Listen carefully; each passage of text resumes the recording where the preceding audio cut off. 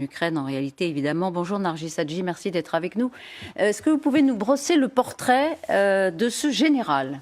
Eh bien, à 55 ans, Sergueï Sourovikine a déjà servi en Afghanistan, en Tchétchénie et en Syrie, ce qui lui vaudra, en 2017, d'être décoré du titre de héros par Vladimir Poutine lui-même. Dans la foulée, il devient même patron de l'armée de l'air. L'homme est surtout connu pour son agressivité impitoyable. Ils disent même de lui plusieurs rapports de renseignement britanniques, mais aussi américains.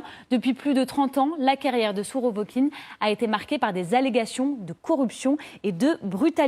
En Syrie, Sourovikine est accusé d'avoir ordonné des bombardements aveugles, notamment à Alep. En Ukraine, le chef du renseignement lui attribue des frappes contre un immeuble de civils et 2 camps de vacances en juillet dernier à Odessa. Ces frappes ont causé la mort de 21 personnes.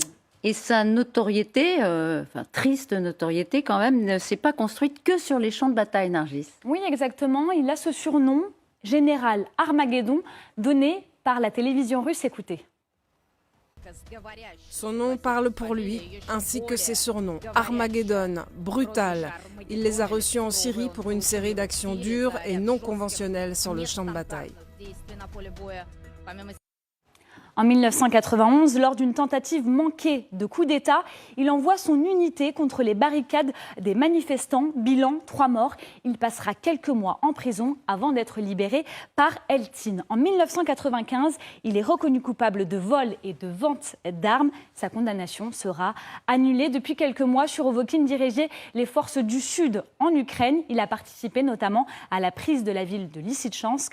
Sa nouvelle nomination de chef de l'opération militaire spéciale a été saluée par les plus durs, comme Ramzan Kadyrov. Il le connaît depuis une quinzaine d'années. Voilà ce qu'il dit: le groupe uni des forces est maintenant entre de bonnes mains. Il arrangera les choses sur le front. Alors, merci beaucoup Nargis. Voilà un général qui a bénéficié quand même d'une certaine indulgence de la justice russe.